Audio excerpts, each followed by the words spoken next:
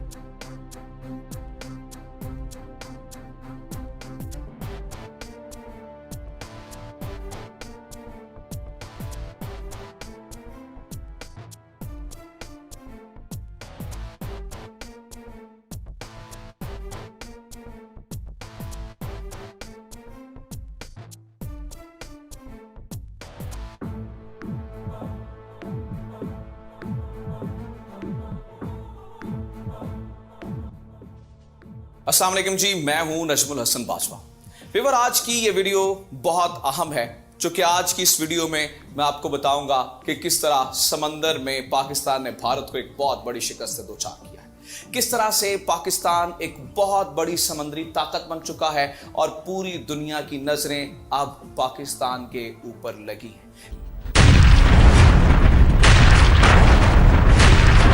Devices जो हैं या टैक्टिकल वेपन्स जो हैं, जो हमने ये प्रोग्राम डेवलप किया हुआ है, ये अपनी हिफाजत के लिए डेवलप किया है।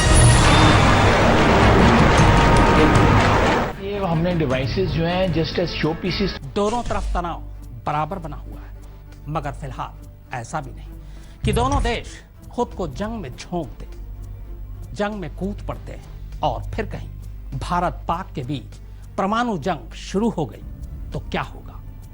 तस्वीर भयानक होगी।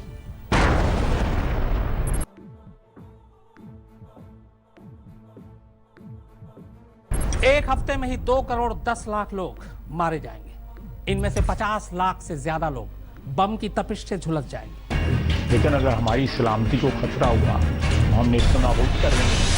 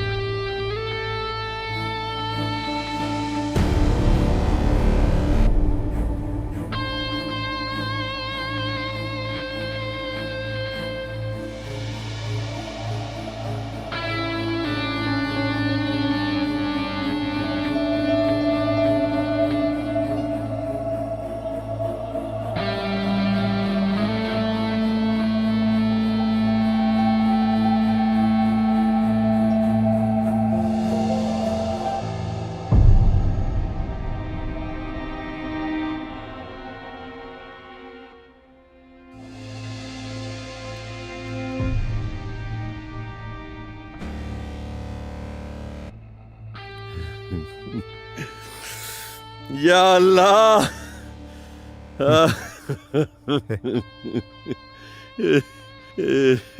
या अल्लाह, शुक्राना शुक्राना शुक्राना। सर कॉन्ग्रेचुलेशंस, आखिर आपने वो फॉर्मूला बना ही लिया जिससे दूसरा देश हमारे देश का बालबांका भी नहीं कर सकता। Thank you Mahesh. बस मेरा तो यही सपना है कि अल्लाह ताला मेरे इस मकसद को पूरा कर दे ताकि मैं दुनिया में सबसे महत्वपूर्ण लड़ाकू मिसाइल मैं हिंदुस्तान को दे सकूं। या अल्लाह कर दे मेरी मुराद पूरी। कंटिन्यू कंटिन्यू महेश जी सर। कंटिन्यू।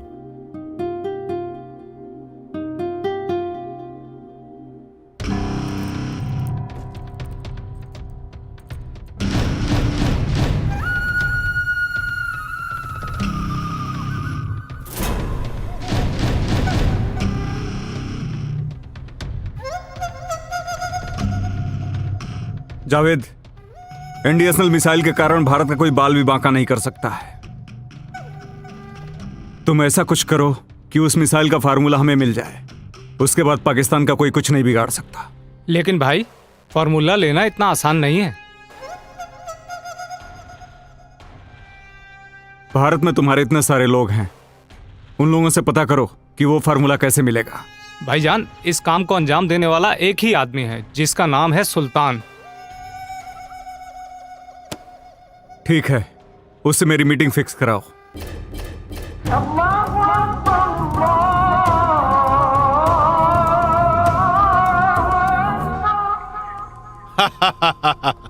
अरे चिंता के कोनो बात नहीं है। जब तक ले सुल्तान जिंदाबा तब तक ले पाकिस्तान जिंदाबा। सलाम वालेकुम भाईजान। सलाम वालेकुम भाईजान। पाकिस्तानी भाई सबके परचम बुलंद रहे इंशाअल्लाह। बैठा तू लोग। हाँ सर बोलिए। 7,000 आतंकवादी अफगानिस्तान से बुला के भारत में मैंने घुसा दिया है। 1,000 दिल्ली, 1,000 कश्मीर, 2,000 मुंबई। मेमन भाई, अस्सलाम वालेकुम। वालेकुम सलाम। तशरीफ रखिए। ना फोन ना कोई खबर, आप हमारे दरवाजे पर, हमारे लिए शान की बात है।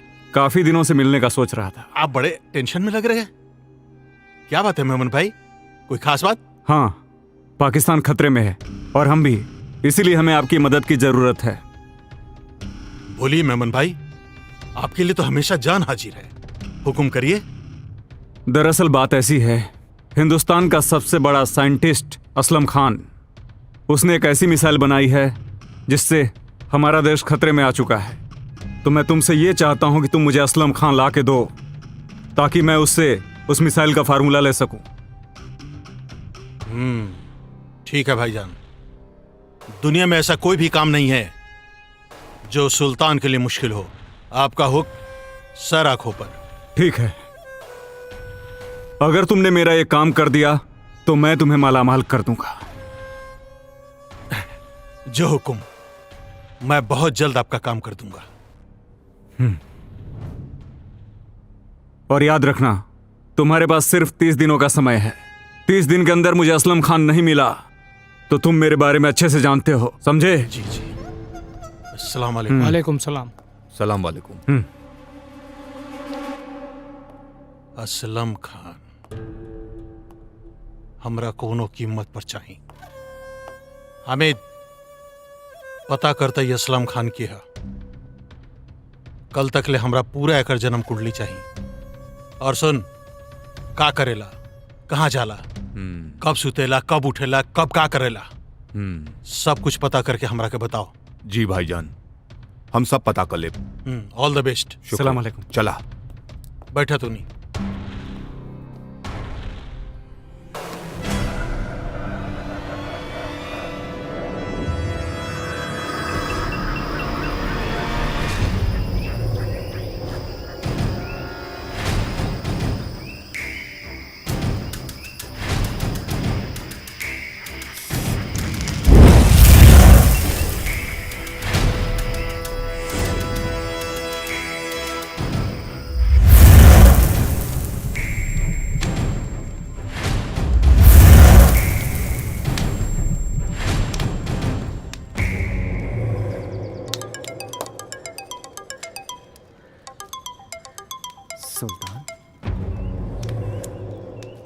हाँ सुल्तान बोला, बहुत दिन के बाद याद कैला। का करी, काम ऐसन बा कि तोहरा के छोड़ के केहू नहीं के कर सकत।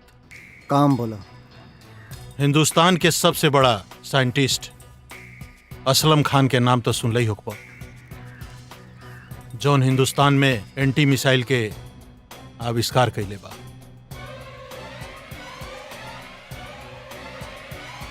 आरके साहब बस 2 दिन आप मिनिस्टर को बोलिए कि 2 दिन का वक्त दे मुझे। देखिए हम अपनी मंजिल के करीब पहुंच गए हैं, बस 2 दिन।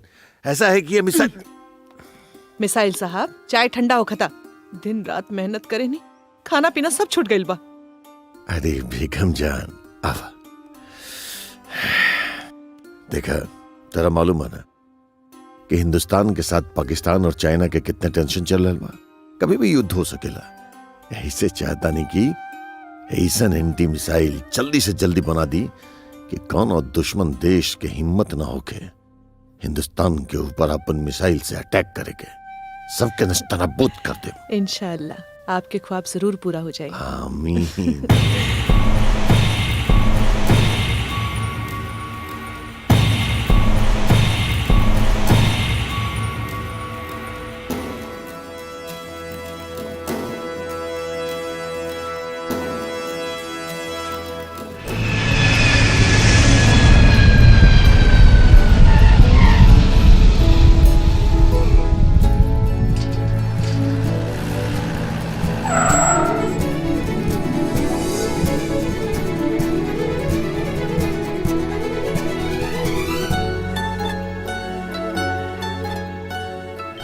हिना, अरे बिटिया रानी, हेलो। हेलो पापा, कैसन बानी रहुआ? बहुत बढ़िया बानी। और बेटी कैसन बढ़ू तू? हम एकदम चकाचक बानी। रहुआ सुनाई? बेटी तेरा बहुत मिस करल बानी, बहुत दिनों के तेरा देखला। का हुआ तड़ तू? काहे? का फायदा बा घरे आके? ऐसा क्या बोलता रू? काहे कि रहुआ लगे कोनो और काम खातिर टाइम बा मिसाइल बनावे के अलावा?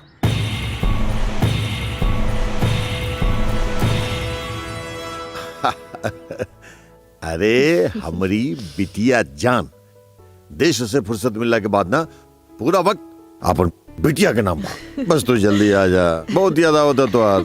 ठीक बा, पीछे देखी राउर बेटी रवा पास आ गइल बिया।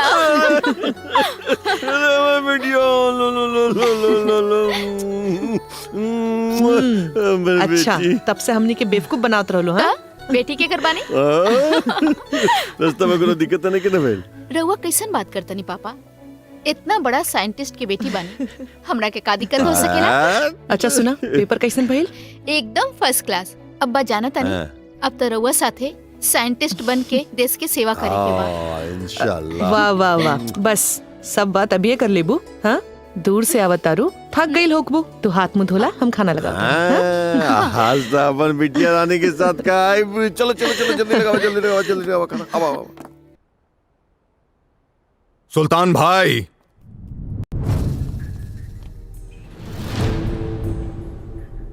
सलाम वालेकुम। सलाम वालेकुम। असलम खान के बारे में खुशखबरी लेके आइल बानी। बोला हामिद, का खुशखबरी बा? असलम खान के अपहरण कइल नामुमकिन बा।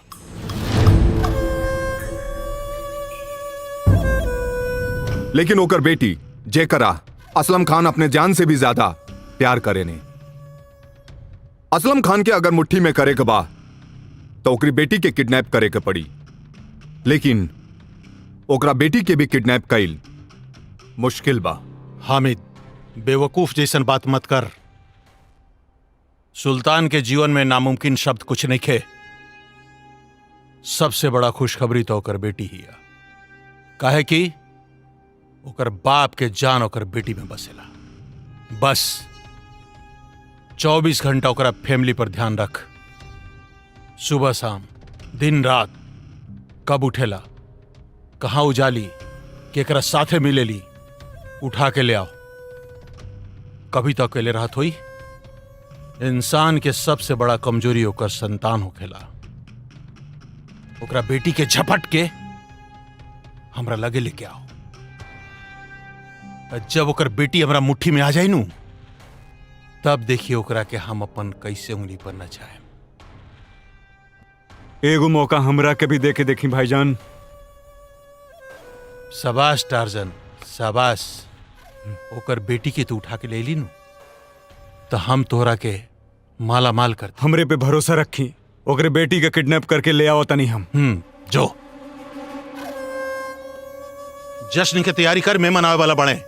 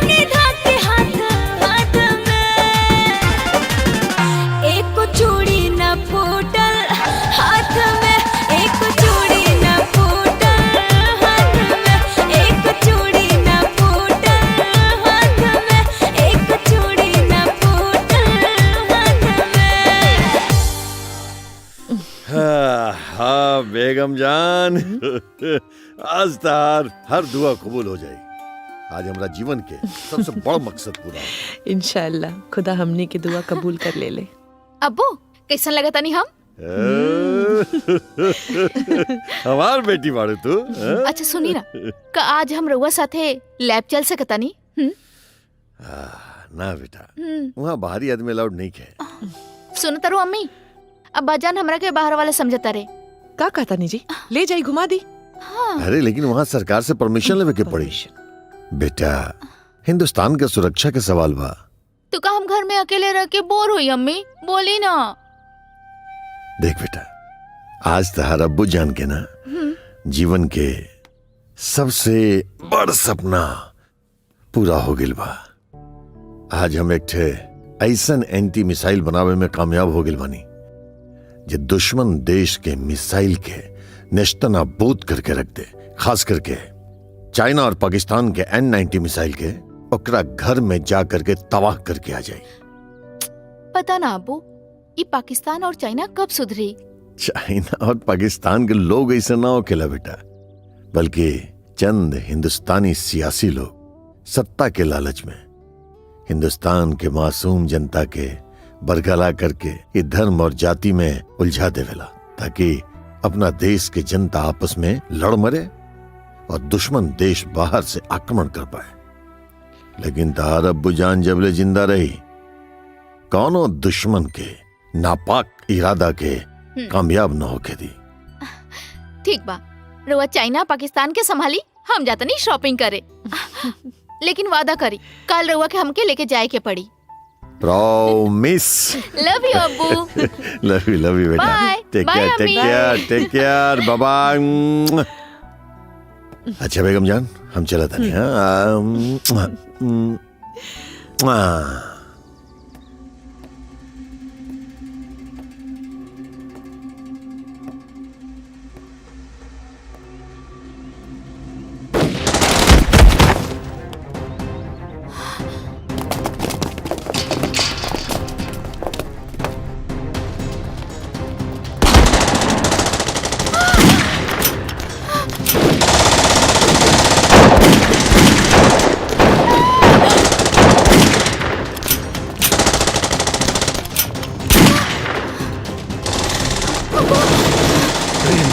आप लोग अंदर जाइए।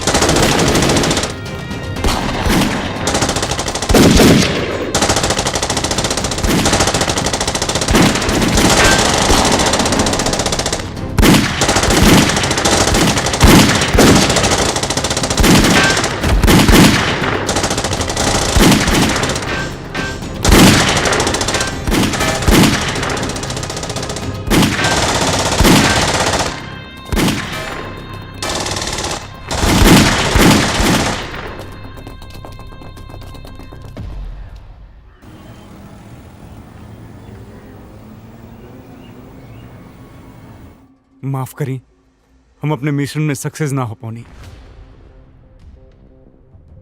तो चुल्लू भर पानी में डूब के मर जो जाके।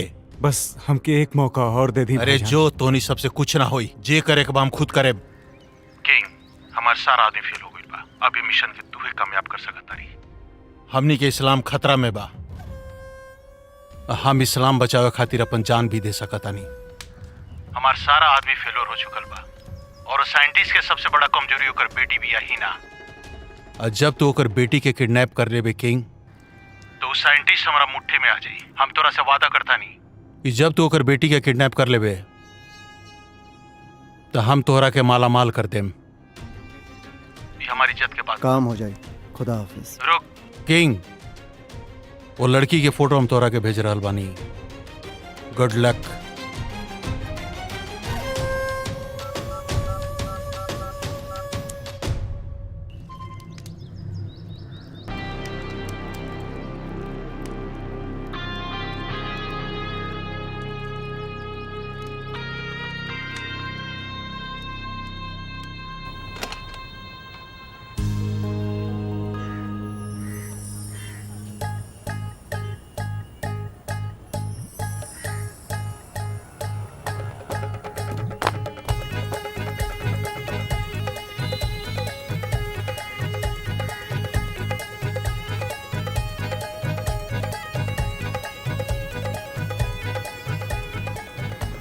नमस्ते।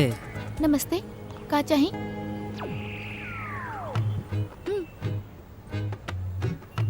का चाही बोला। का चाही? हेलो, का चाही? रउआ। हाँ? का? अगर हमार पति आ गेला तो तोहर मुंह तोड़ दी। काम के बाद बोला, का चाही? रोजा खोले के सामान बा, दे दी ना।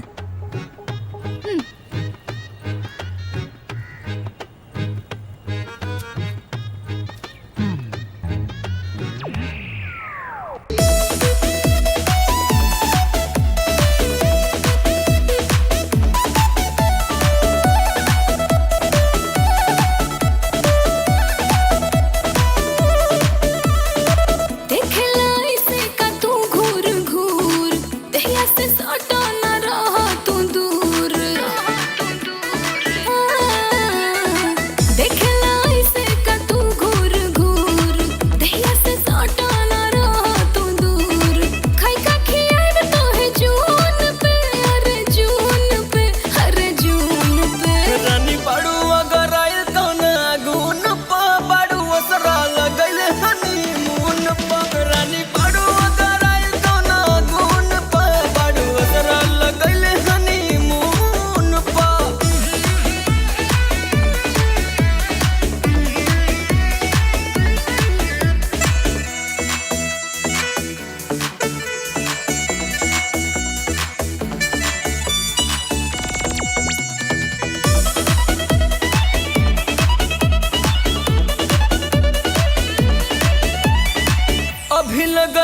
बाटे शादी हो जनी कपार पे चढ़ा लड़की के बारू जतिया नु हो नहीं तो हाथ से बढ़ा तोसे होई लगन सब मान गइल सारा टोला मोहल्ला गाँव जान गइल रोजे बतियाए टेलीफोन पर रानी बाड़ू अगर आयल तो ना गुन पा बाड़ू असरा लगल हनीमून पर रानी बाड़ू अगर आयल तो ना गुन पा बाड़ू असरा लगल हनीमून पर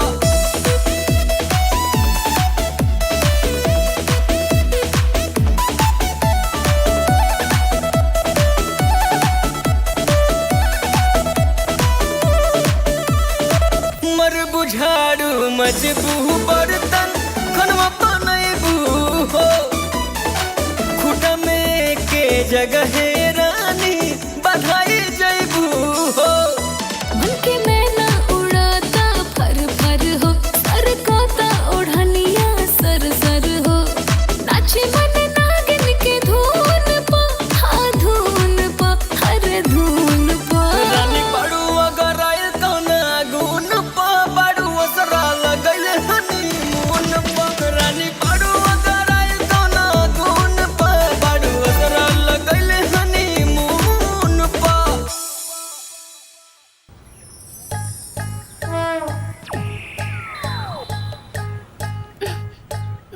का रे साला तो हिम्मत कैसे बेला मेरे मेरा रुख हाथ पकड़े रे ना ना भैया ना भैया भैया गलती हो गई भैया माफ कर दो भैया तो हिम्मत कैसे भैया, बोल गलती रहे हो हां गई। ना ना अब ना गलती हो गई भैया आज के बाद बेटा गेला ना मुंह फोड़ दे तो हार ना हम जाते नहीं बाबले एम फिरू बेटा तू पहले रे का देखो तारा ए लड़की के किडनैप करे के बा कौन ही है हिंदुस्तान के सबसे बड़का साइंटिस्ट असलम खान के बेटी। हाँ? असलम खान की बेटी असंभव ये हो ही नहीं के सकत इस काम में बहुत खतरा बाटे ये तू काम छोड़ दो ना हो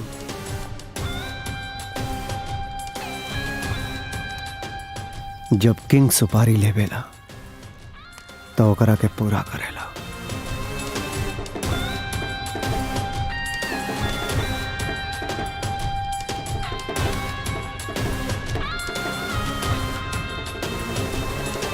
लेकिन मैं कोई खतरा मोल नहीं ले सकता ऑफिसर।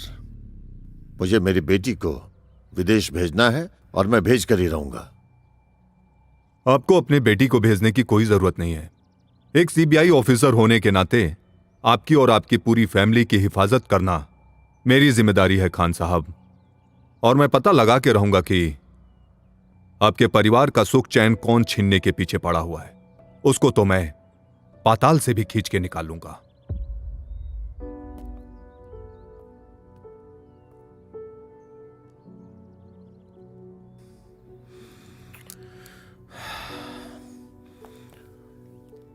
ओके अफसर, अगर आप कह रहे हैं तो मैं आप पर पूरा भरोसा कर सकता हूं।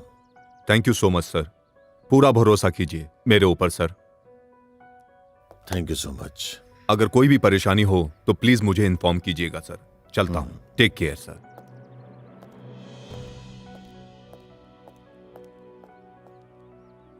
बेटी जान, तू कहीं बाहर न जीवो।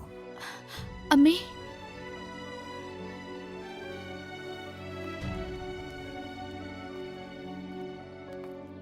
अब्बू रउआ खामखा परेशान हो रहल बानी। हम राउर बेटी हैं जेकर नाम से दुनिया थर थर कापेला। हम सड़क छाप गुंडा से डरे वाला नहीं की। बेटी जान, वो कोनो मामूली गुंडा नहीं के। निश्चित एक घटना में कोनो इंटरनेशनल गैंग के हाथ हुई। हमरा के तो लगता कि पाकिस्तानी आतंकवादियों के हाथ में।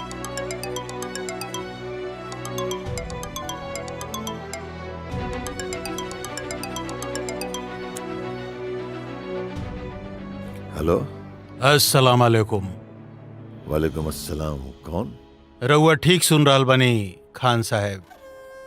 हमनी के आतंकवादी ना बल्कि पाकिस्तानी बानी सन। और सबसे बड़ा बात बा कि हमनी के मुसलमान बनी। ऐसे हम चाहता नहीं कि एगो मुसलमान होके के फर्ज अदा करी और हमने जैसन मुसलमान के रउआ मदद करी।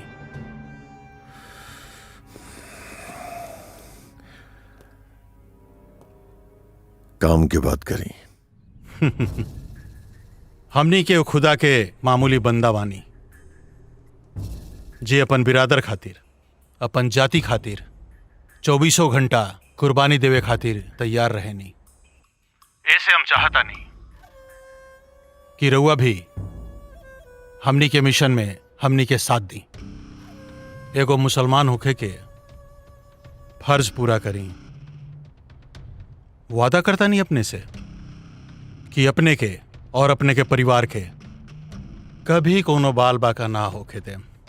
तू बस अपन काम के बात करा। काम ही बा खान साहब कि जौन रउआ S-90 मिसाइल हिंदुस्तान के बचावे खातिर आविष्कार कईनी है, ओकर फार्मूला हमरा चाहिए। हम वादा करते नहीं खान साहब कि ये फार्मूला के बदले में अरबों रुपया और साथ में राउर परिवार के पूरा सेफ्टी के जिम्मेवारी हमार। हम वादा करता नहीं कि अगर रउआ हमार बात मान लेनी ना तो राउर जीवन के हम जन्नत बना दें। बोली शर्त मंजूर बा? हम हिंदुस्तान के मुसलमान हैं और हिंदुस्तान के मुसलमान के ईमान खरीदे की ताकत दुनिया में कोनो भी मुल्क के नहीं खे। तो रउआ का चाहता नहीं कि ये धरती से मुसलमान के नामो निशान मिट जाए हैं? एगो मुसलमान होके मुसलमान के नस्ल के रउआ बर्बाद करके चाहता नहीं खान साहब? छी, शर्म आवे के चाहिए अपने के।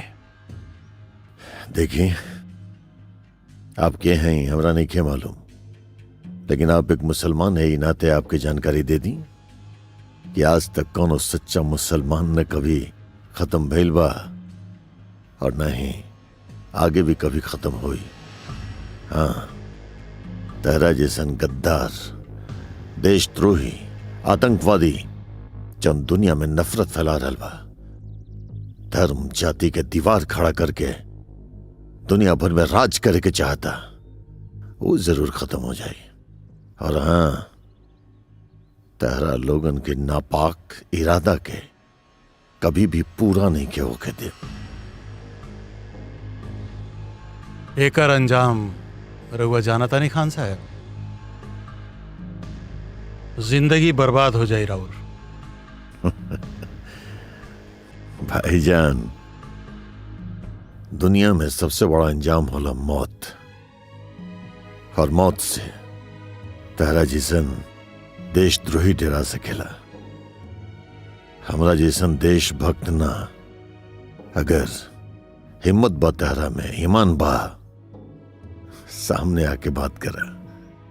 अगर हमार बात रुआ मान लेनी खान साहब तब बहुत जल्द अपने से मुलाकात होगी, और अगर हमार बात रुआ ना मननी खान साहब तो हमनी के मुलाकात राउर जिंदगी के आखिरी मुलाकात होगी। हमनी से टकराए के भूल ना करी खान साहब, भूल ना करी। एगो बात बताई रहूंगा, जौन देश के खातिर रउआ एंटी मिसाइल बनैनी है, वो देश अपने के का दी? एगो 10,000 के मेडल और 500 रुपया के शील्ड, बस। जिंदगी शील्ड और मेडल से ना कटेला खान साहब, जिएला पैसा चाहिए, पैसा। रउआ हमार बात मानी, रउआ पाकिस्तान आ जाए, वादा करता नहीं, राउर जिंदगी के हम जन्नत बना दें, जन्नत। और अगर रउआ हमार बात ना मननी तो राउर और राउर बेटी के छोटा छोटा टुकड़ा करके चील कौआ के खिला दें। ऐसे हमनी से मिल जाए, आपन जाति के, आपन धर्म के हिफाजत करें, समझनी? देख भाईजान, तारा चाहत देख लेनी, हमर तो बस एक ही चाहत बा कि जब अल्लाह ताला हमार अंतिम सांस लेकर के जाए, ओकरा बाद हमरा शरीर पर कफन के जगह तिरंगा उड़ावल जाए। खुदा हाफिज।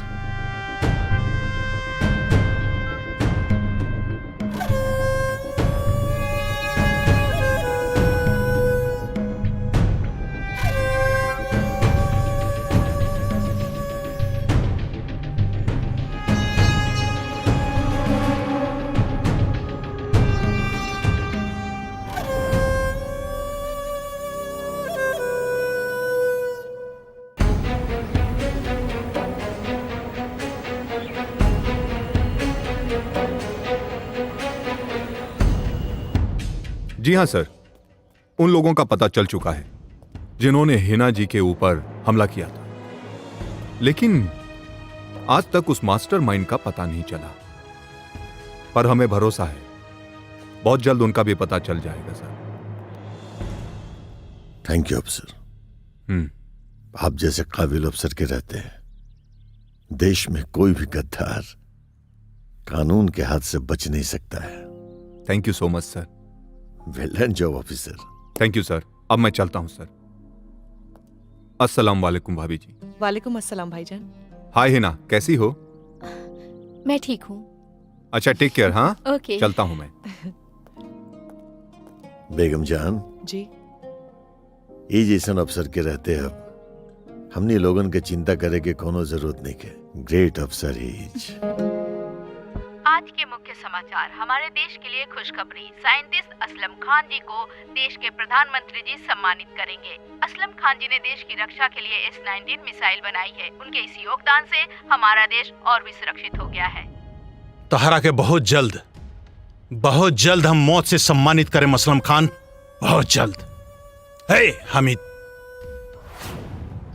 किंग के फोन कर। हमरा कोनो कीमत पर असलम चाहे ओकर बेटी चाहिए। फोन करो ओकरा के।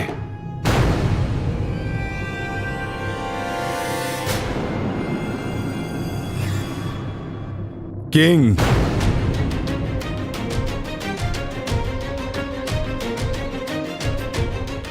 देखा किंग, कितने अजन गार्ड लोग बा। एकर घर में हवा घुसे से भी पहले परमिशन लेवे के पड़ेला। हमनी ला यही अच्छा होई इस सुपारी के तू लौटा द। तो के पता बा हमन के धंधा में सुपारी लेके ना लौटावल जाला। अरे किंग, तू टेंशन मत ला। पान के दुकान से ढेर सारा सुपारी ला के दे देम और तू सुपारी खाते रहिया और खा खा के थूकते रहिया। ये कोनो थूके वाला सुपारी ना हा।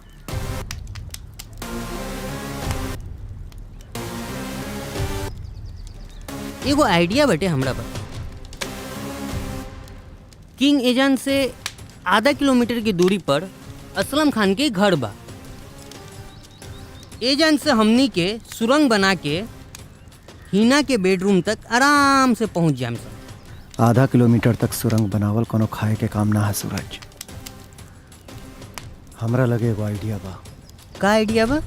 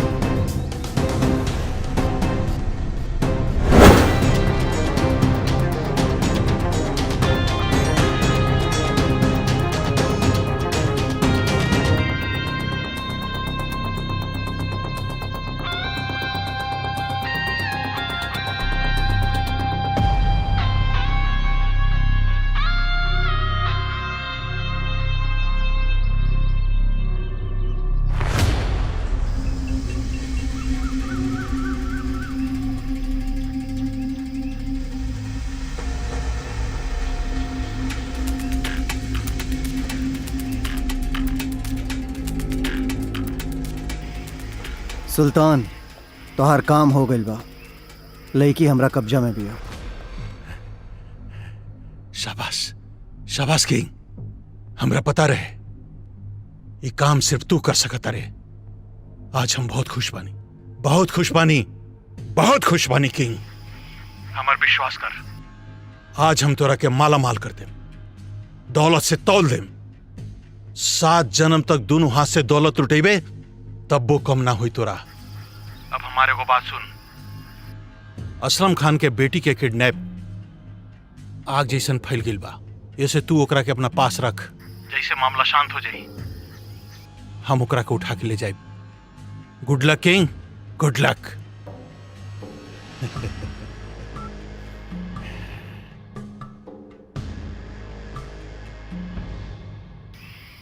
कावल किंग, यारी सुल्तान तो हमरा गला में घेंक बांध देलस। कहा था कि लड़की के कुछ दिन अपना साथे रखे के पड़ी। अगर पुलिस लोग एजा ना गल तो तू टेंशन मत ले सूरज, पुलिस एजा ना पहुंच पाई। चल।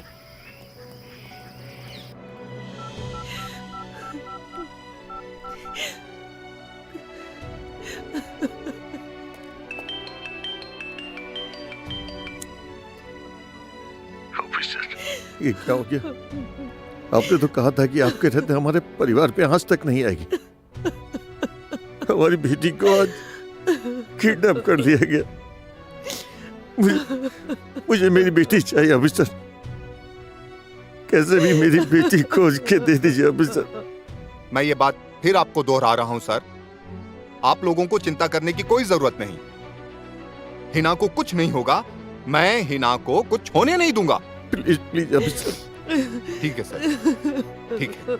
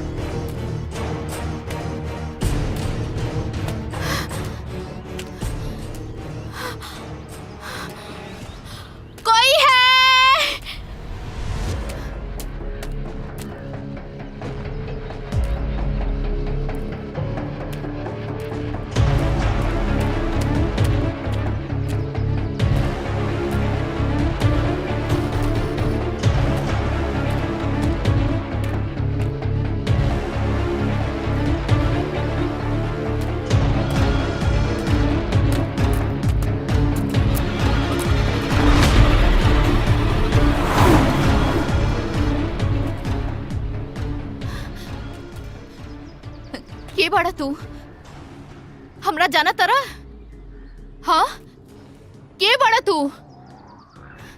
बोलत काहे नहीं खा? के बाड़ा तू? तहरा के ता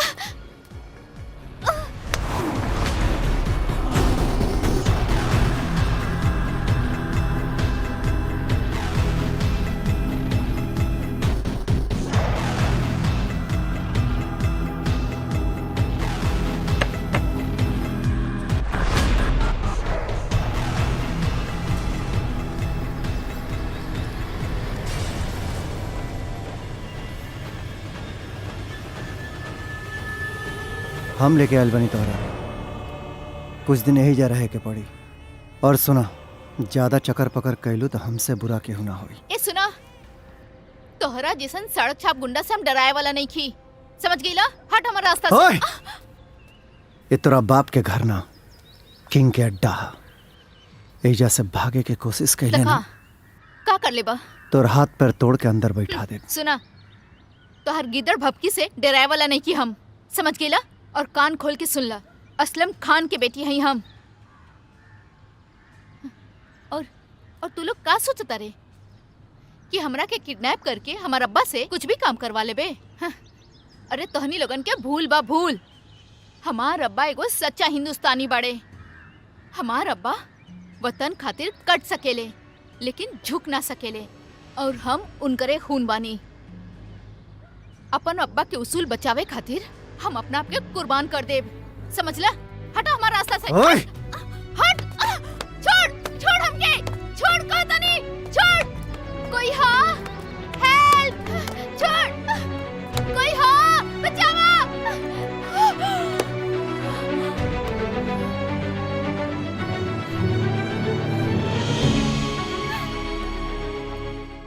आज भारत के साइंटिस्ट असलम खान की बेटी को कुछ आतंकवादियों ने अपहरण कर लिया है। इसके लिए सरकार ने क्राइम ब्रांच को जल्द से जल्द उनकी बेटी के बारे में पता लगाने के आदेश दिए हैं।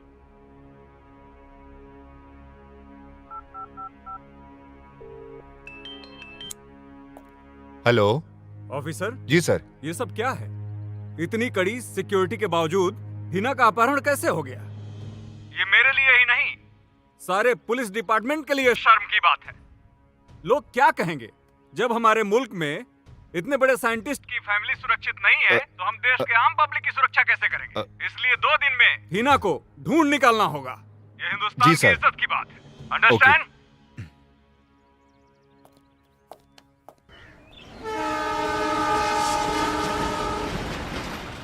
और देशभक्ति के कारण आज हमार बेटी के जान खतरा में बा।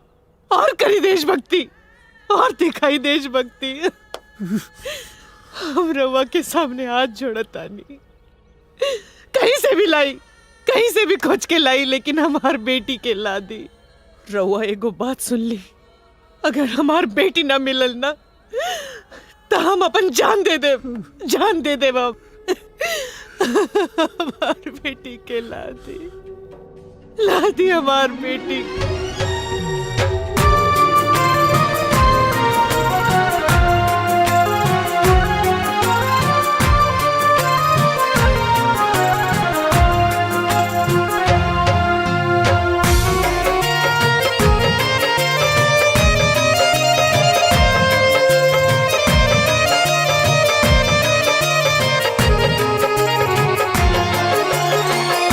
किस्मत का ये खेल है ऐसा, कोई समझ ना पाए। रीत पीड़ित के डोर है ऐसे, बाधे तो टूट ना पाए। क्षण में हंसते रुलाए।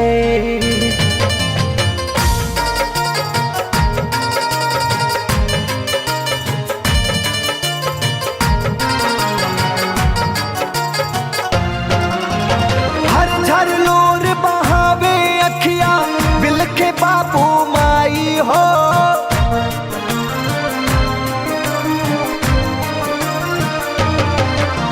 झर झर लोर बहावे अखिया, बिलखे बापू माई हो। कैसे के सहल जाई विधना बेटी के जुदाई हो, कैसे के सहल जाई विधना बेटी के जुदाई हो।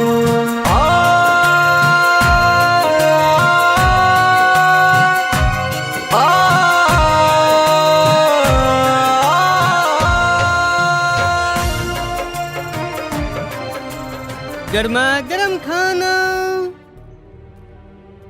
इली, गर्मा गर्म खाना खा ली, खाना खाना ली। हमरा के नहीं खाए के खाना वाना, लेके जो अपन खाना। अरे खाना ना खाएम तो भूखे मर जाएम, खाना खा ली तो मर जाए बोल देने ना एक बार नहीं खे खाए के। प्लीज खाना खा लेके लिया। जाओ अपन खाना वाना। गजब के पागल लड़की भी है। हाँ? खाना के फेंकल जाला का? हाँ, नेके खा के तो मत खो, भूखे मर, घमंडी कहीं की। हट।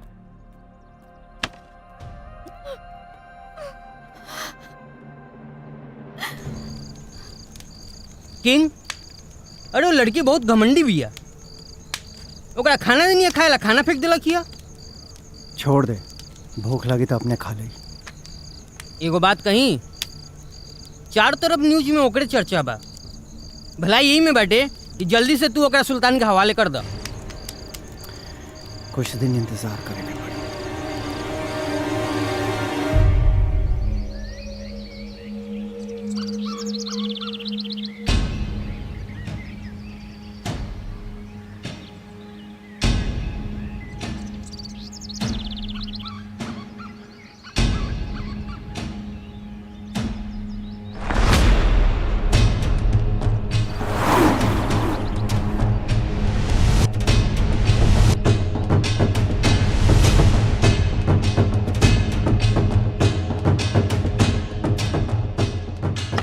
चाय, गरम चाय। हाँ? हिना? हिना?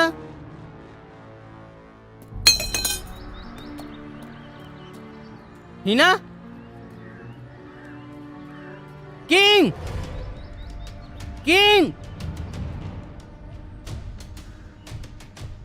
किंग! किंग गजब हो गई, हिना भाग गई। किंग अब सुल्तान की का जवाब दो जाई।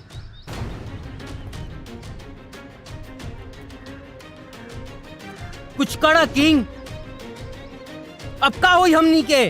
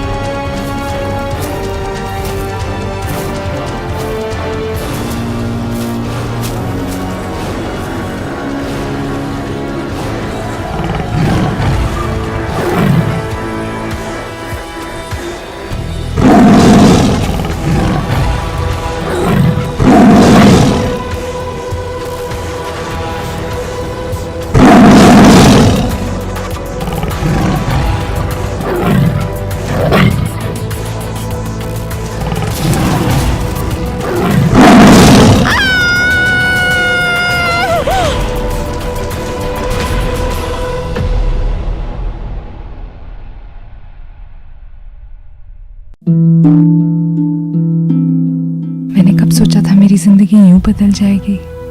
सब कुछ इतना अच्छा था, एक अच्छा पति, 2 प्यारे बच्चे, लेकिन तंबाकू ने सब कुछ बदल दिया। अब इस फैलते हुए कैंसर को मेरे चेहरे से काटना पड़ेगा।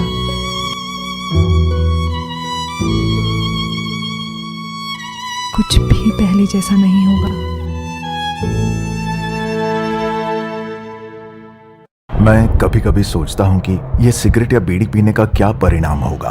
क्या ये मेरे स्ट्रोक का कारण बन जाएगा जो मुझे अपने परिवार पर बोझ बना देगा? क्या ये मेरे फेफड़ों के कैंसर का कारण बन जाएगा? क्या ये मुझे मुंह के कैंसर या हृदय रोग या एम्फीसीमा के करीब लाएगा? अगली बार जब आप सिगरेट या बीड़ी पीने की सोचें तो खुद से पूछें, ये सिगरेट या बीड़ी पीने का क्या परिणाम होगा? तंबाकू आज ही छोड़ें। सहायता के लिए 1800-112356 पर कॉल करें या मिस्ड कॉल दें 01122901-701 पर।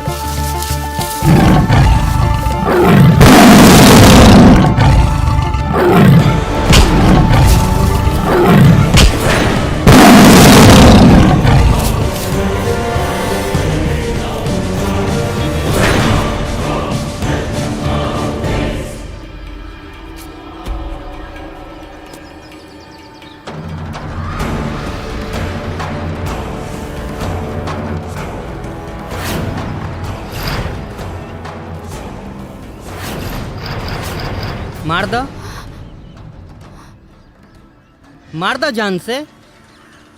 जौन आदमी तोरा के बचैलस ओकरे के तू जान से मारे के कोशिश करता रू। हाँ, शर्म नहीं लागत तारा?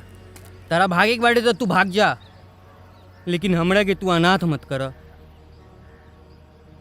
जे तेरे तहार अब्बा जान देश के खातिर नाम रोशन कैले, ओई तेरे किंग के बाबूजी भी नाम रोशन कैले हिंदुस्तान के। हम तारा के बताओ तनी किंग के बाबूजी के विषय में।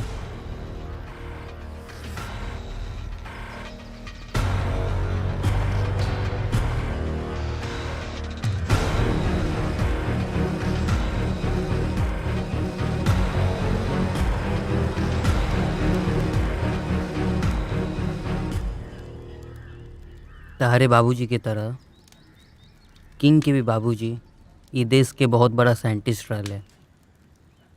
एक दिन आतंकवादी सब मिल के ओकर माई बाबूजी के हत्या कर देलस। ओकरा बाद किंग के एके गो टारगेट बा कि किंग अपन बाप मतारी के हत्यारा सबन के खोजता। किंग बहुत ही बढ़िया इंसान बा, बहुत ही टैलेंटेड आ बहुत ही बहादुर बा। विश्वास कर ही ना, विश्वास कर। किंग बहुत ही अच्छा लड़का बा। बहुत जल्द तहारा के वो अपन घरे पहुंचा दी। ये लड़ाई में किंग के साथ रही ना प्लीज़।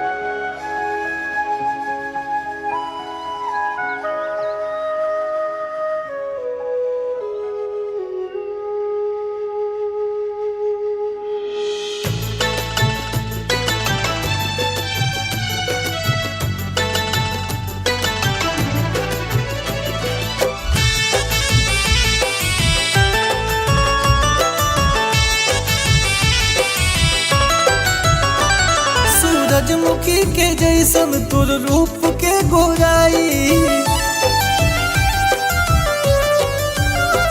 देखी खिलल बदन के चंदा गोयल शरमाई। सूरजमुखी के जैसन तुर रूप के गोराई, देखी खिलल बदन के चंदा गोयल शरमाई। घूंघट में हमरा घरे परिया गइल, ओ राम जी मिलन के घड़िया गइल, ओ राम जी मिलन के घड़िया गइल।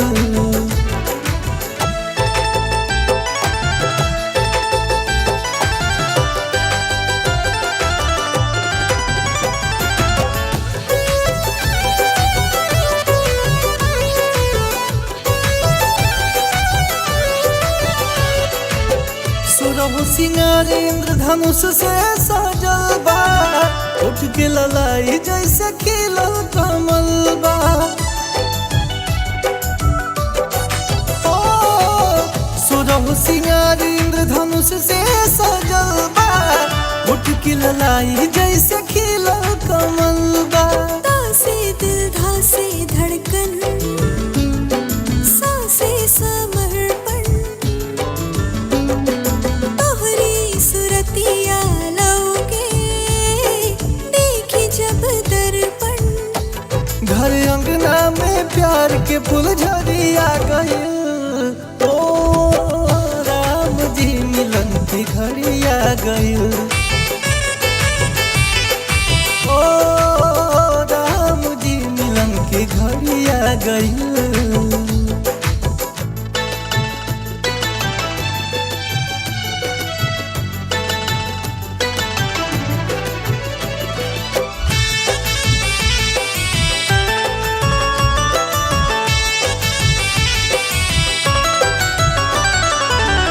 उठेला पलक लागे भइल बाया जोरिया, रूपवा के देखी घटा बहके नजरिया।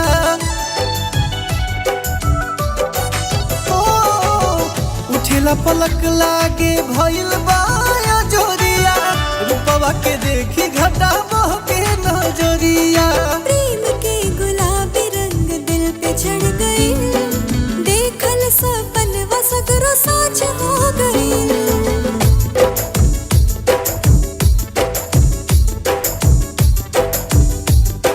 रब के चल कारीगरिया गइल, ओ राम जी मिलन की घड़िया गइल, ओ राम जी मिलन की घड़िया गइल।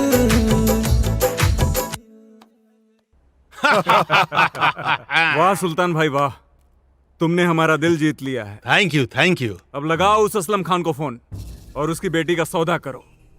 एक बार अगर फार्मूला हमारे हाथ लग गया तो इंशाअल्लाह हिंदुस्तान की बर्बादी का जश्न इस बार हम लोग ईद में मनाएंगे। इंशाअल्लाह। मेमन भाई अभी मैं उसको फोन लगाता हूँ। आज मैं बताता हूँ पाकिस्तानी में कितना दम होता है।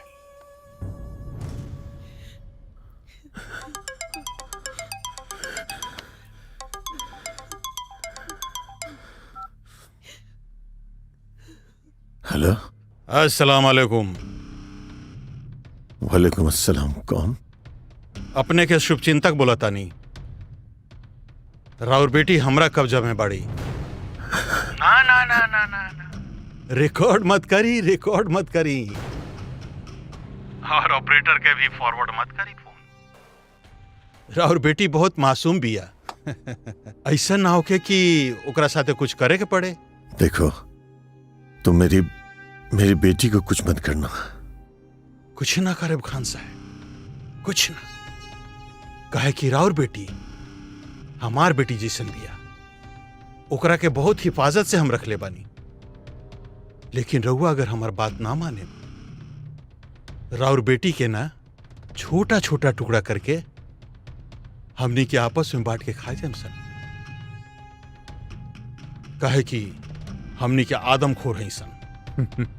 आदमी के मांस हमनी के बहुत अच्छा लागेला। और बेटी तो बड़ा मासूम बिया, ओकर मांस तो बड़ा नरम नरम होखी है ना खान साहब। ऐसे राउर भलाई वही में बा, वो फार्मूला हमनी के हवाले कर दी और अपन मासूम बेटी के अपने साथे लेके जाएं। खबरदार, जो मेरी बेटी को कुछ किया तो।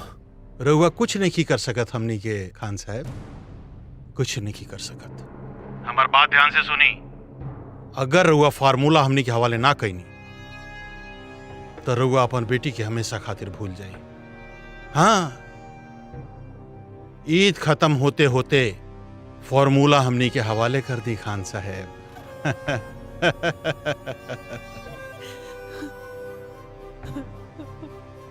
खान साहब, हमनी के बात रहुआ मान ली।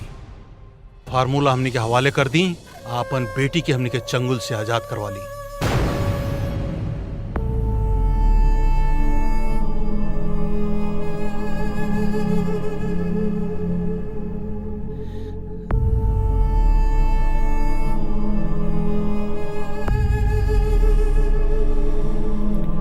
बेगम जान,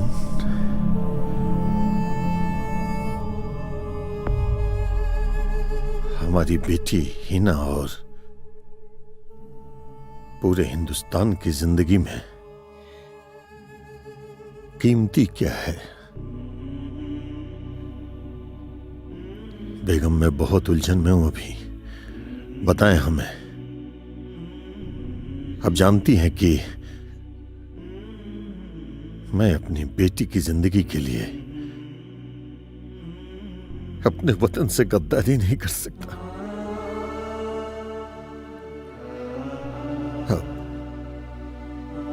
अब कुछ बोलिए बेगम जान।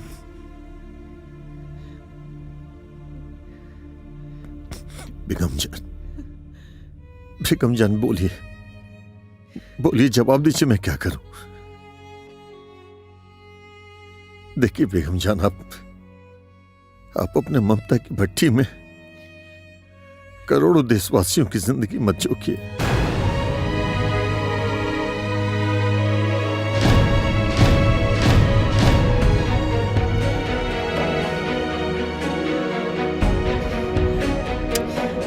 बेगम जान, क्या कर रही हैं आप? रवा ठीक कहता है। एगो बेटी खातिर हम करोड़ों लोगों की जिंदगी खतरे में नहीं के डाल सकते। यही से हम खुद के गोली मार लेता नहीं। बेगम जान, छोड़ दियो। जाइए सर।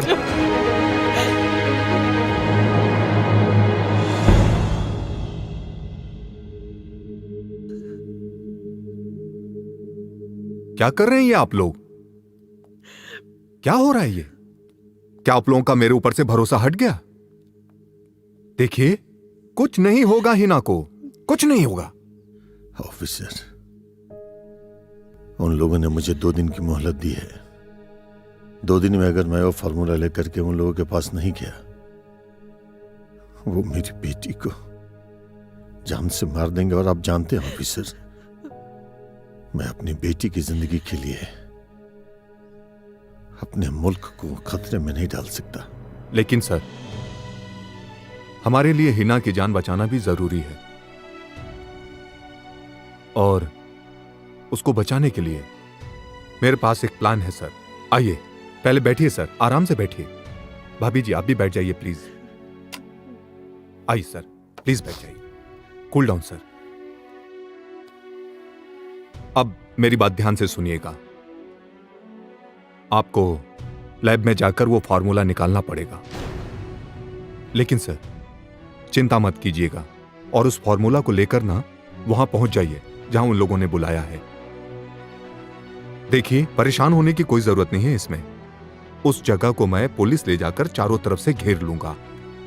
इससे क्या होगा, हिना की जान भी बच जाएगी और जो इस देश से गद्दारी कर रहे हैं वो गद्दार लोग भी पकड़े जाएंगे और वो फॉर्मूला फिर से हमारे हाथ में आ जाएगा। हाँ, ये भी सही बात बा। ये जी सुनी, इससे हमारे बेटी की जान भी बच जाए और गद्दारन की सजा भी मिल जाए। मान ली इनका। हाँ सर, एक बार यकीन कर लीजिए सर, मैं आपके साथ हूं। भरोसा रखिए मेरे ऊपर और पूरा देश आपके साथ है। परेशान होने की कोई जरूरत नहीं है सर। और हाँ, मैं भी चलूंगा आपके साथ में।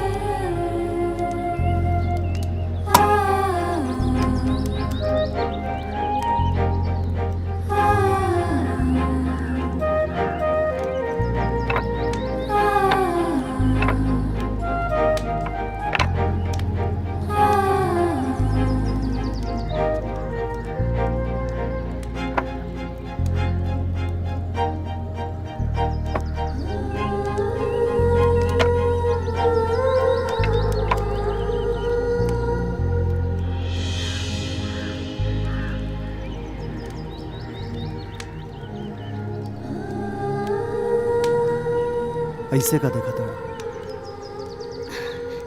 कुछ ना, तोहरा के देखा था नहीं।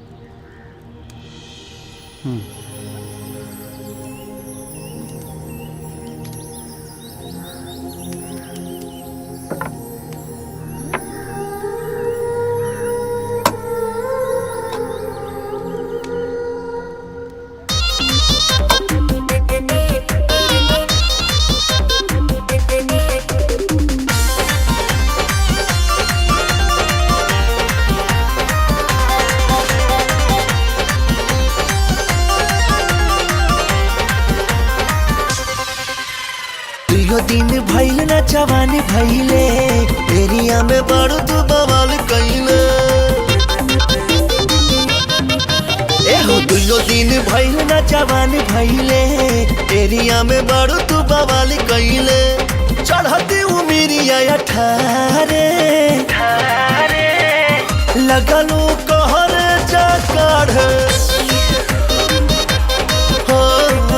लगलू कहर जा काढ़।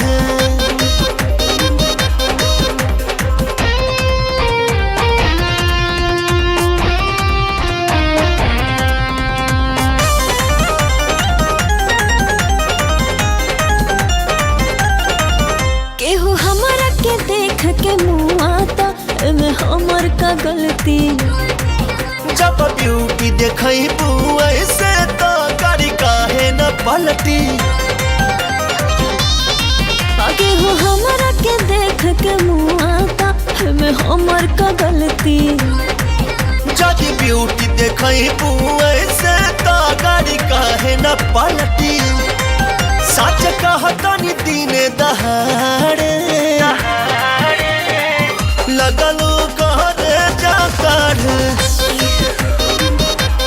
हाय लगलो कहरे जा काढ़।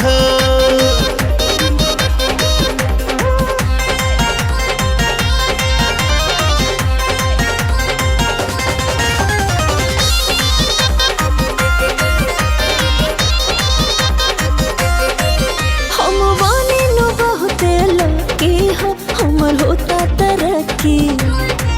खून लेखा तू हमके पीसे लुए हमारा चाकी। हम बानी नु बहुते लकी हो, हमर होता तरक्की। खून हमके पीसे नुए हमारा चौकी तोहर रखिया तो सीना फारे लगलो कहते जा काढ़े लगलो कहते जा काढ़े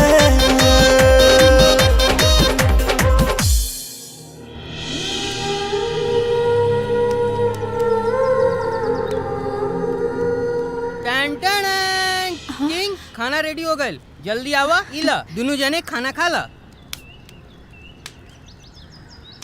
आज हम खाना ना खाए। आज से हमारा रोजा शुरू बा। ओ आज से तोहार रोजा बाटे। हाँ। सूरज एक काम करा, बाजार चल जा और रोजा खोले के जौन जौन सामान होला उ लेके आवा। ठीक बा, कम से कम तू तो खाना खा ला।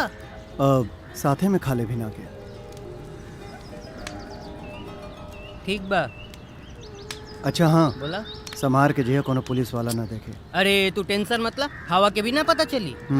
तू लोग एकदम मत डरा। अगर पुलिस आई भी ना तो हम ओकरा से बोल दे कि तू लोग अच्छा बाड़ा। इनु कोनो बात भइल।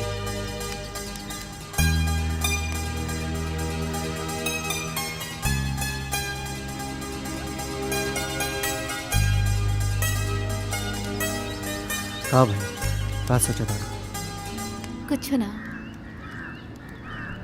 हर साल रमजान के महीना में हम अपन अम्मी और अब्बू के साथ रहत रहनी, और इस साल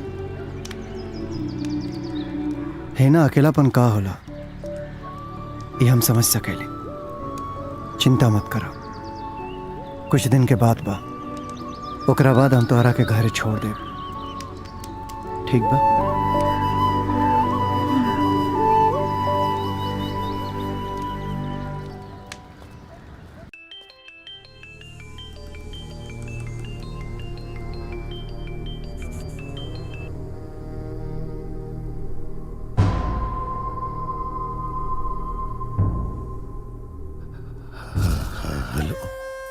का सोचनी खान साहब?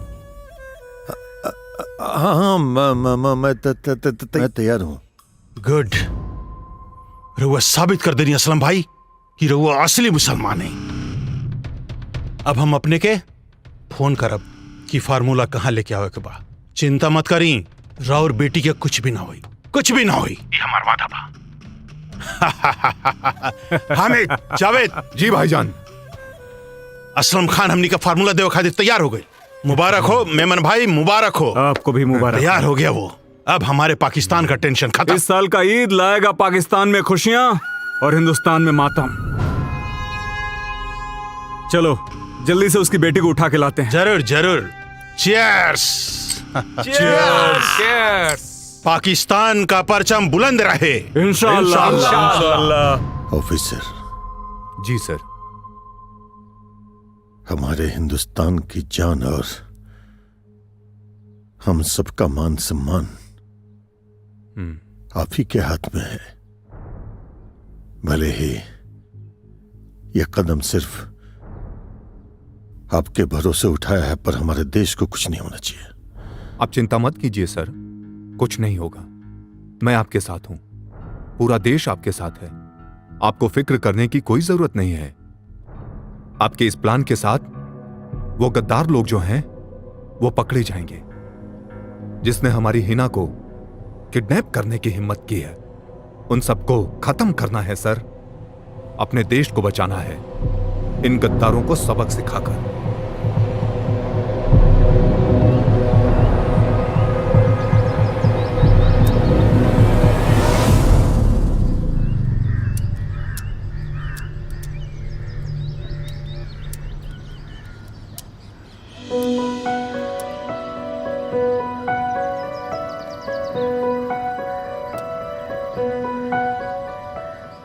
King,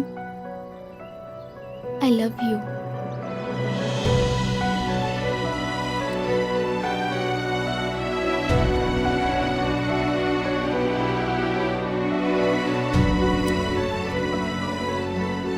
कुछ बोला ना, इतना भाव काहे खातर? जवाब द। बोला ये प्यार इश्क मोहब्बत में हमके कोनो दिलचस्पी नहीं है, और वैसे भी सब बकवास बात बा। किंग, जब तक धरती पे मोहब्बत बा तब तक इश्क जिंदा बा, और तू प्यार से भागत रहा। अगर प्यार ना हो ना जिंदगी में तो जियल मुश्किल बा। किंग, एक बार हमार आंख में देखा, एमे सिर्फ तोहार चेहरा बा। एक बार हमरा तरफ देखा तो सही, तोहके भी हमसे प्यार हो जाई। एक बार देखा तो हमरा तरफ। हमरा आंख में झांके की कोशिश मत करा है ना, बहुत आग बाय में जल जाइबू। ठीक बा, हम तो हर मोहब्बत के आग में जले चाहता नहीं।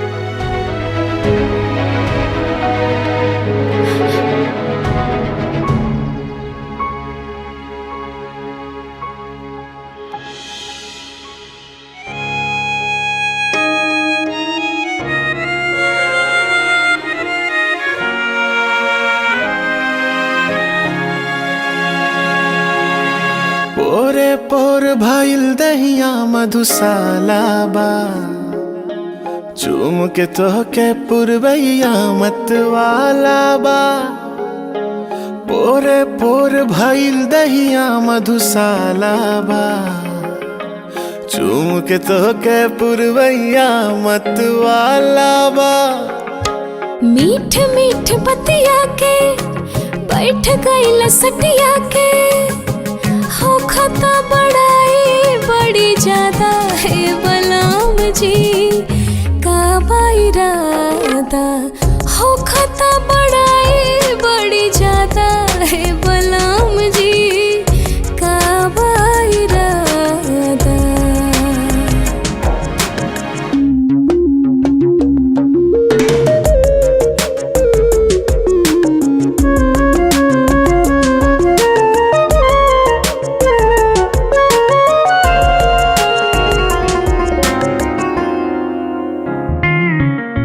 जब मन करे आ जाला तू के तोहके ने बतावले बा। गजरा गजरा बिंदिया बाली होठ लाली परी कवले बा।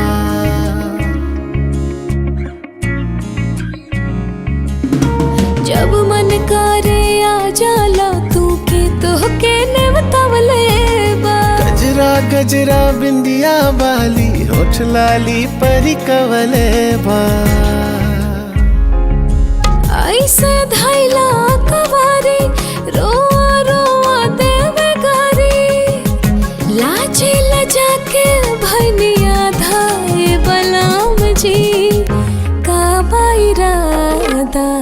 हो खता बड़ाई बड़ी ज्यादा ए बलराम जी का इरादा।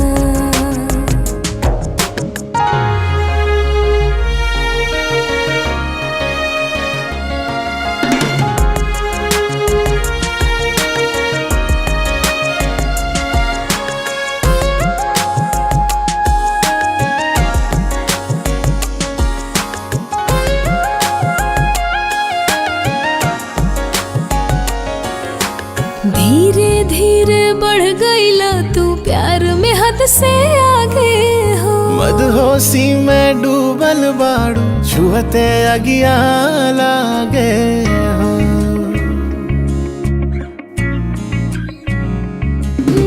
धीरे धीरे बढ़ गईला तू प्यार में हद से आगे हो। मदहोशी में डूबल बाड़ू छुहते अगिया लागे हो।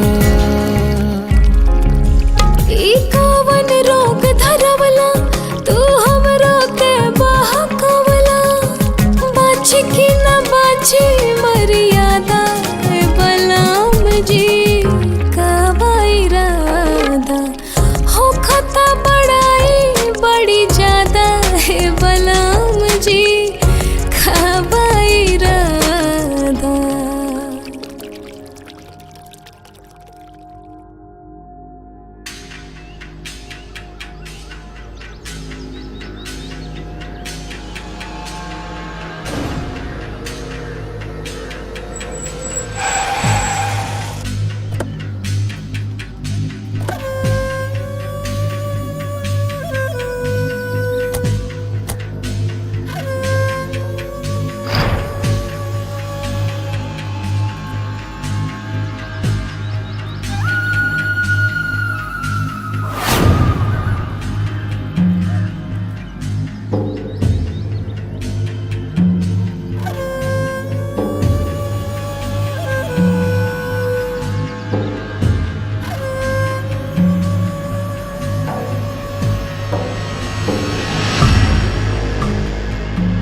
इले किंग एमे इतना डॉलर बा कि 7 जन्म तू दोनों हाथ से लुटेबे तब वो कभी खत्म ना होई।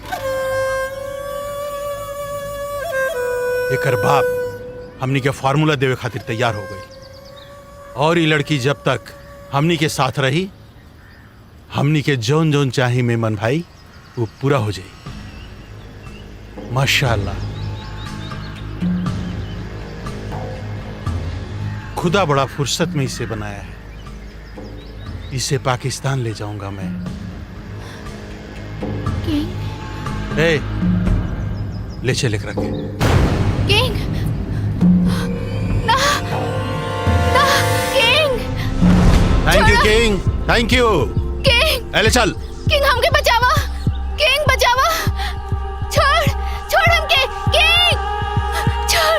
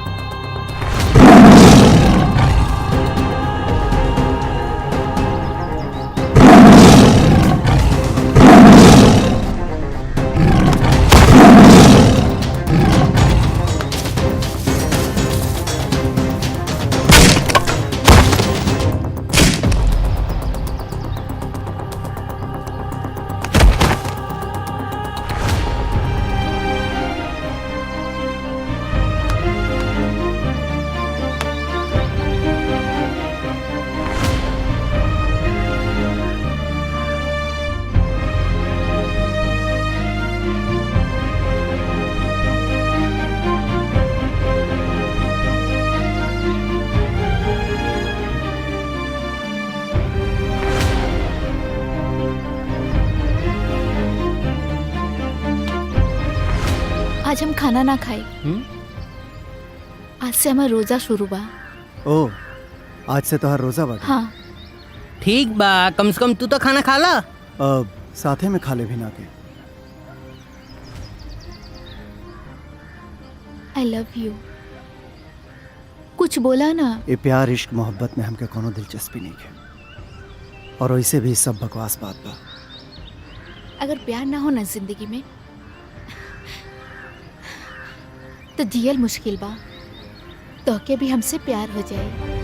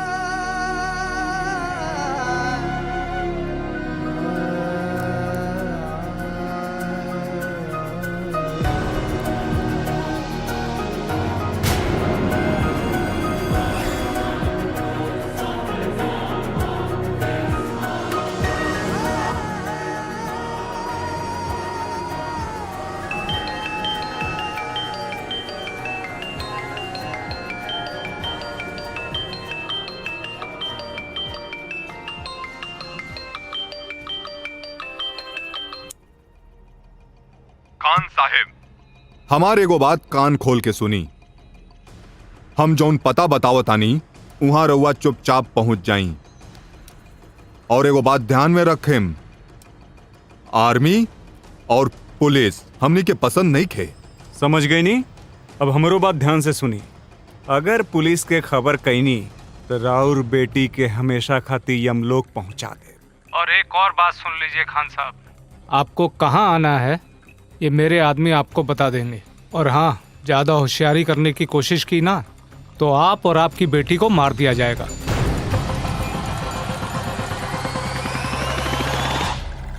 सुल्तान। हाँ मेमन भाई। सब तैयारी हो चुकी है? चिंता की बात नहीं है भाई, अपना आदमी चप्पे चप्पे पर खड़ा है। अगर उसने कोई हरकत की तो हमारा आदमी उसे सीधा गोली मार देंगे। सुल्तान, अपना मिशन सक्सेस होना चाहिए। सक्सेस होगा भाई, सक्सेस होगा इंशाल्लाह। इंशाल्लाह।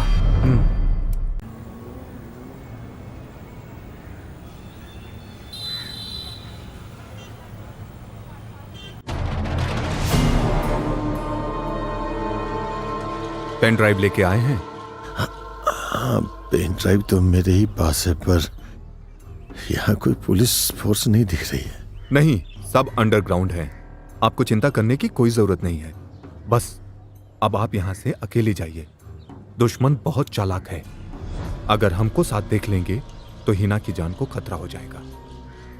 आप जाइए सर, हम अटैक के लिए तैयार हैं। भरोसा रखिए। कुछ गड़बड़ तो नहीं होगा? नहीं नहीं, कुछ नहीं होगा, मैं हूं ना।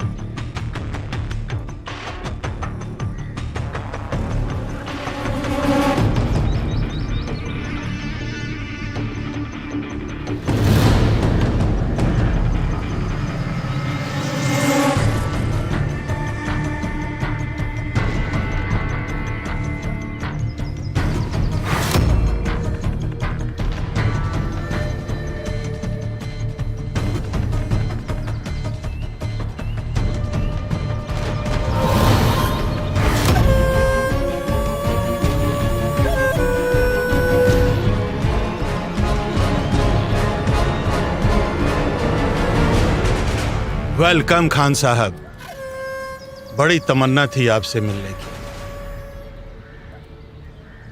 फार्मूला हमारे हवाले करिए। पहले आप लोग मेरी बेटी को मेरे हवाले करें। हामिद, खान साहब की इच्छा पूरी करो, लेके आओ। इनको इनकी बेटी से मिलो।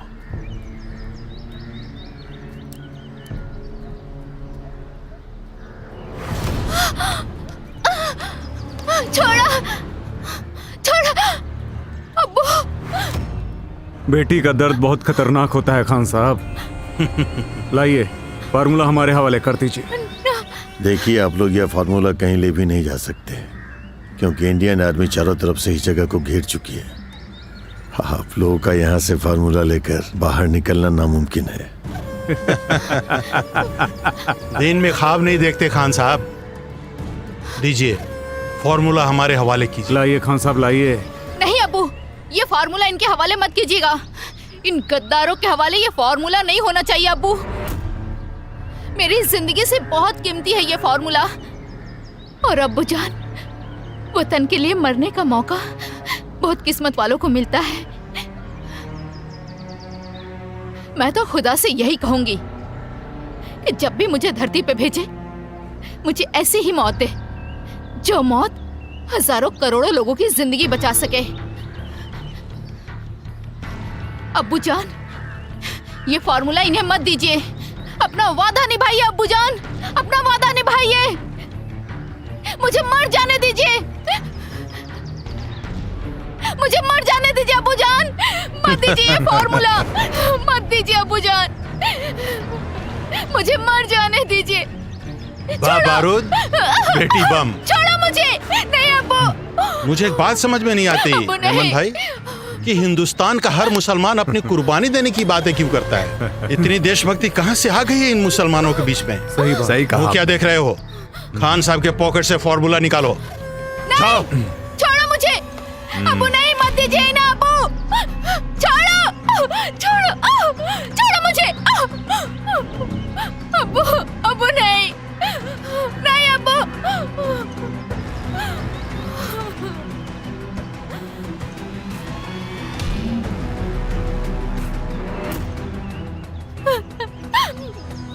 यही वो फार्मूला मेमन भाई जिसके लिए हम लोग परेशान थे। अभी इस फार्मूला से ये चाइना, पाकिस्तान, हिंदुस्तान के ऊपर अपना विजय प्राप्त करेगा।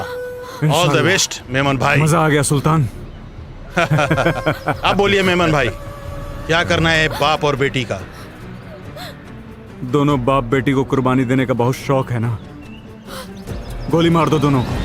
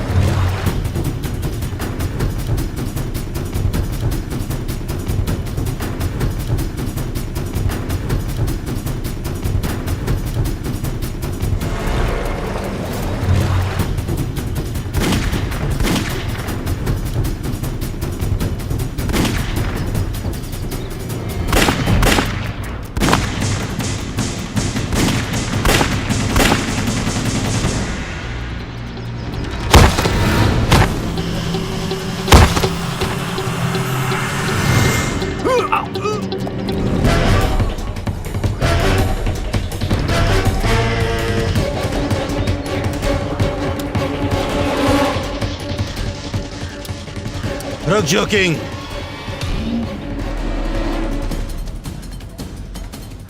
गन डाउन, गन नीचे कर।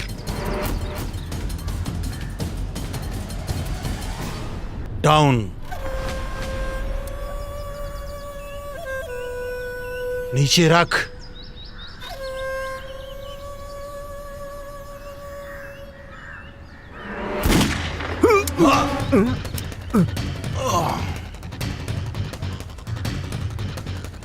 कारे किंग, हमरे खातारी हमरे ऊपर गोली चलाओ तारी। पागल गोल बड़ी कारे तू, सारे भाड़े के टट्टू। अबे चुप। तू जिसे भाड़े का टट्टू समझता है वो भाड़े का टट्टू नहीं, बल्कि सीबीआई ऑफिसर यश कुमार है।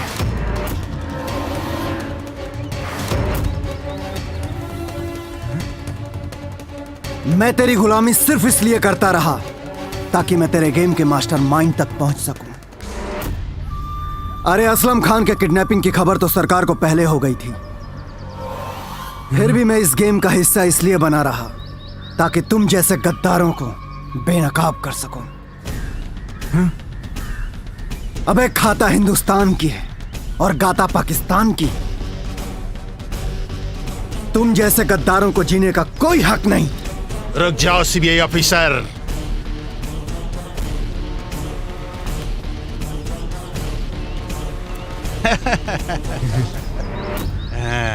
गन नीचे। नीचे नीचे नीचे।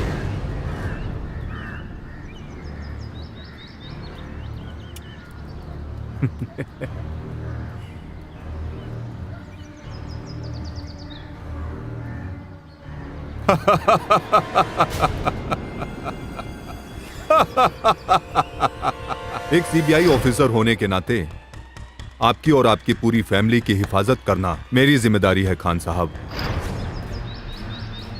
उन लोगों का पता चल चुका है जिन्होंने हिना जी के ऊपर हमला किया था, लेकिन आज तक उस मास्टरमाइंड का पता नहीं चला।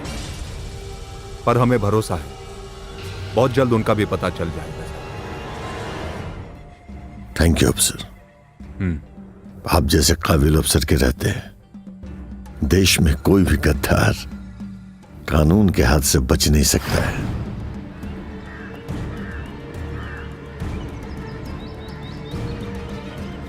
आपको चिंता करने की कोई जरूरत नहीं है। बस अब आप यहां से अकेले जाइए। दुश्मन बहुत चालाक है, अगर हमको साथ देख लेंगे तो हिना की जान को खतरा हो जाएगा। और मुझे यहां देखकर हैरान हो गए खान साहब। क्या करें, कुछ पाने के लिए कुछ खोना पड़ता है, हैं? अगर मैं ये सब ड्रामा नहीं करता ना तो फॉर्मूला मेरे हाथ कैसे आता? गद्दार, देशद्रोही, मुसलमान के नाम पे कलंक। तुम लोग चंद पैसों की खातिर अपने ही देश को दुश्मन देशों के हाथों बर्बाद करने का सौदा कर रहे हो। अरे गद्दार मैं नहीं, गद्दार तो तुम हो। एक मुसलमान होकर अपने कौम को तबाह करने के लिए ऐसे मिसाइल बनाते हो। हिंदू मुसलमान का बंटवारा करके कब तक हुकूमत कर पाओगे तुम लोग? अब हिंदुस्तान का मुसलमान जाग गया है। तुम जैसे आतंकवादियों के झांसे में अब हिंदुस्तान का कोई मुसलमान आने वाला नहीं है। हट!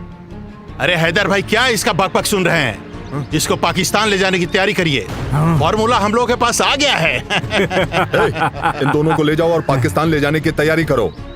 मैं जाकर उस सीबीआई ऑफिसर को ठीक करता हूं। चल, इन दोनों को हेलीपैड पे लेके चलो। चलिए खान साहब, चलिए। हाँ तो देशभक्त सीबीआई ऑफिसर यश कुमार, तुम्हारे साथ क्या किया जाए?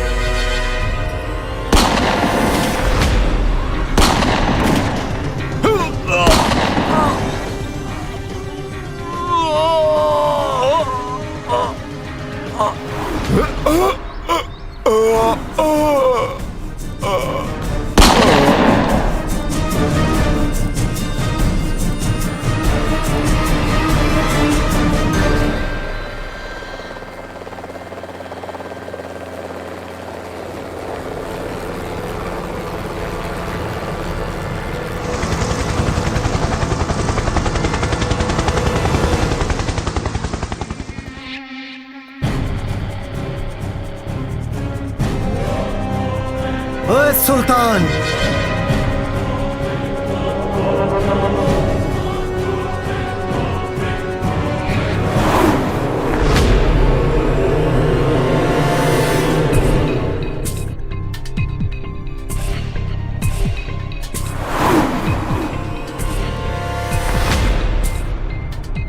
सुल्तान, हिंदुस्तान की सरजमी पर जब जब तुम जैसे देशद्रोहियों की तादाद बढ़ेगी, तब तब किंग जैसा देशभक्त तुम सबों का नामो निशान मिटाने के लिए पैदा होता रहेगा।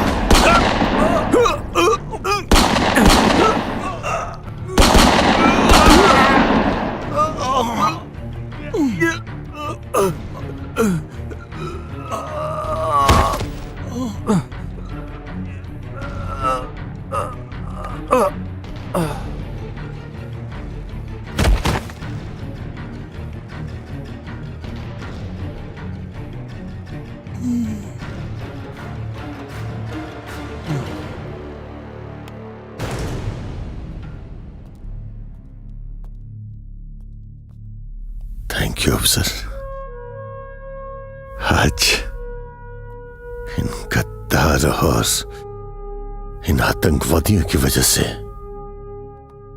आज मैं और मेरी बेटी जान से जाने वाले थे, और ये मिट्टी और इस हिंदुस्तान की सुरक्षा खतरे में थी।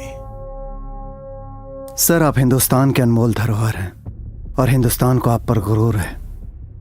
फिर आपने कैसे सोच लिया कि ये 2 कौड़ी का आतंकवादी आपका कुछ बिगाड़ पाएगा? सर, आपको एक खरोच लगने से पहले हिंदुस्तान का बच्चा बच्चा अपनी जान की बाजी लगा देगा। इसलिए आप जैसे साइंटिस्ट को मेरा सलाम।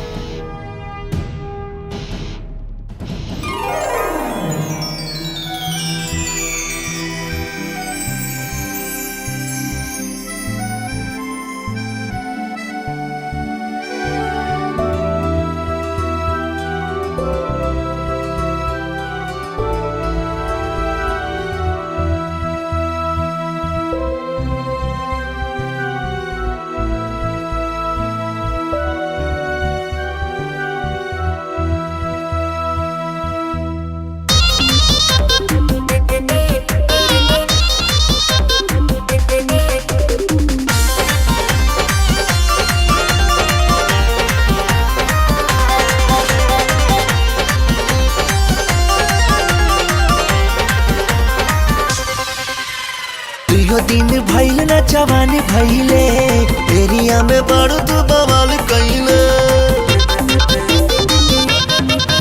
एहो दुइयो दिन भइल ना जवान भइले एरिया में बड़ तू बवाल कइले चढ़ती उमिरिया 18 लगलो कहर जा काढ़ लगलो कहर जा काढ़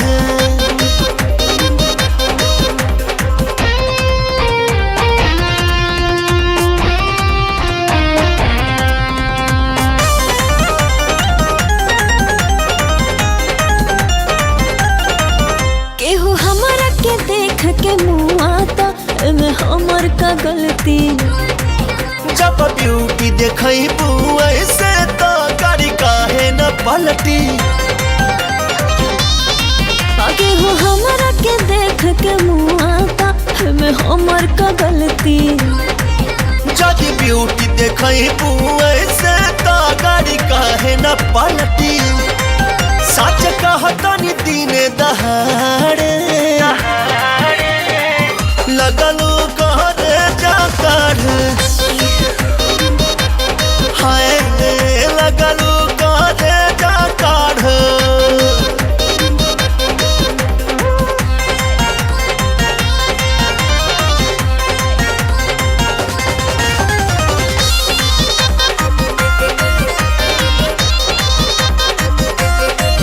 हम वानी नो बहुते लकी हो हमर होता तरक्की खून लेखा तू हमके पीसे लुए हमारा चाकी हम वानी नो बहुते लकी हो हमर होता तरक्की खून लेखा तू हमके पीसे लुए हमारा चाकी कह रखिया तो सीना फारे